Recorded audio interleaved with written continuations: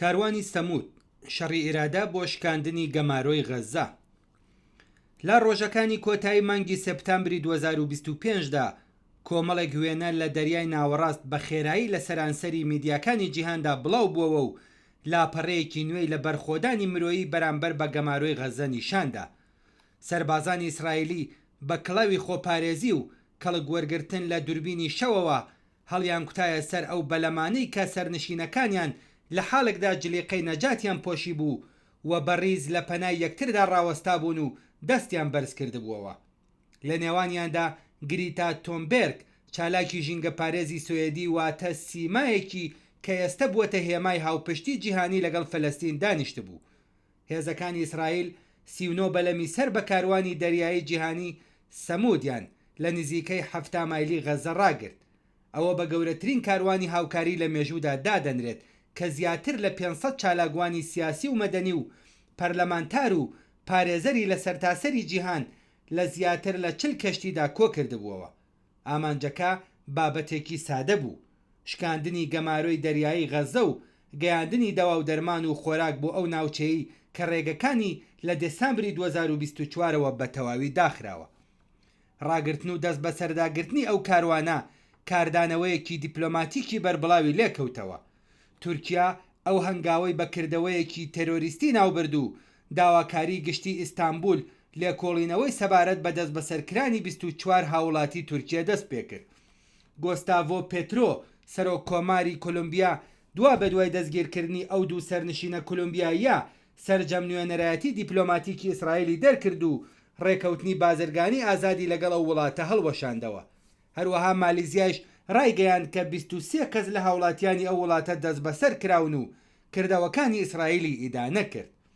لە ئیتالیا و کۆلۆمبیا، یۆنان، ئیرلەند و تورکیا خۆپیشاندانی ناڕزایەتی دەستی پێکرد. یەکێتیە کرێکاریەکانی ئیتالیا بانگەشەی مانگرتنی گشتیان کرد. کاروانی سەمود دوایین هەنگاوە لە زنجیرە هەوڵە بەردەوامە دەریاییەکان بە مەبەستی شکاندنی گەمارۆی سەرغەزە.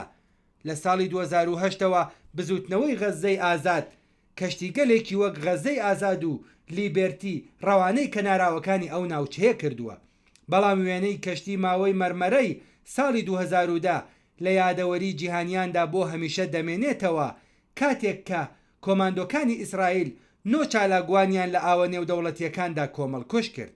هێرشی ئیسرائیل بۆ سەر کەشتی ماوەی مەرمەرە بەشێک بوو لە هێرش بۆ سەر کاروانی ئازادی غەزە کە لە ژێر دروشمی ڕێگەمان فەلەستینە کۆڵەبارمان ئازادی هاوکاری مرۆیی دەگواستەوە بۆ غەزە. لە چەند مانگی ڕابردوودا کەشتیەکانی مادڵین و هێندلیش کە هەڵگری شیری وشک و ئارد و برنج و دەوا و دەرمانی پێویست بوون دەستیان بەسەرداگیرە. ئێستا کاروانی سەمود پێک هاتوو لە زیاتر لە 50 بەلەم لە وڵاتە جۆرا و جۆرەکانی جیهانەوە گەورەترین ئەکەتی دەریایی بەڕێوە دەبات. هێڵی کەناراوەکانی غەزە لە دەریای ناوەڕاست کە مەوداکەی 40 کیلۆمەترە و پێویستە شادەماری سروشتی ناوچەکە بێت بۆ بازرگانی و پەیوەندیکردن لەگەڵ جیهان، بەڵام دەوڵەتی ئیسرائیل ئەو ئاوانەی ملیتاریزە کردووە و ڕێگری دەکات لەوەی کە ماسیگرەکان پتر لە چەند مایلێک تێپەڕێنن. بە پێچەوانەی کاروانەکانی ڕێگەی وشکانی کە دەبێت بە خاڵەکانی پشکنیندا تێپەڕن یان یارمەتیە ئاسمانیەکان کە ئیسرائیل ڕێگەیان پێنادات، دەریا تاکە ڕێگەیەکی کردەیە بۆ هەوڵە سەربەخۆ مرۆییەکان. ڕێک هەر بۆیە ئیسرائیل بە هەموو هێزی خۆیەوە بەرگری لێ دەکات و هەر بۆیەش کاروانە دەریاییەکان لە ڕووی استراتیژیەوە زۆر گرنگن.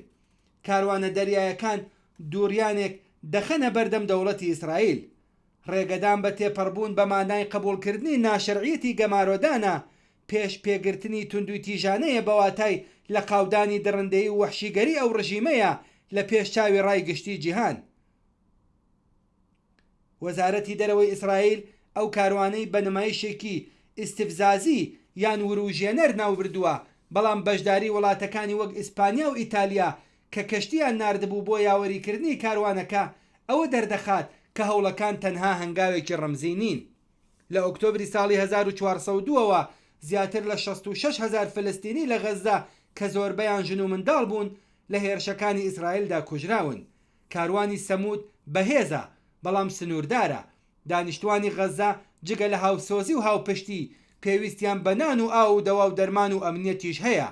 کاروانە دەریاییەکان ئاماژەن بۆ ناکارایی سیستەمی نێودەوڵەتی کە نەیتوانیوە دەوڵەتی ئیسرائیل ناچار بە قبولکردنی بەرپرسیارەتی بکات. تۆنی لاپێچێرلا چالاکوانی ئیتالیایی بەشدار لە کاروانەکەدا وتی ئەمە تەنها پەیوەندی بە ئێمەوە نییە، بەڵکو پەیوەندی بە بزوتنەوەیەکەوەیە کە بە سەدان کەس لە ناو دەریا و ملیۆنان کەس لە وشکانی لەخۆ دەگرێت و تا گەمارۆکان بە تەواوی هەڵنەگیرێت هیچ هێزێک ناتوانێت بەرگری لێ بکات. مێژووی کاروانەکانی غەزە ئەوەمان بۆ دەرەخات کە خۆڕاگری هەمیشە بوارێک دەدۆزێتەوە. ئەم کەشتیانە کە زۆربەیان بە بەراورد بە بەلەمە جەنگیەکانی ئیسرائیل زۆر بچووکتر و بەرگەنەگرترن، ویژدانی ئەخلاقی مرۆڤایەتی وێنا دەکەن.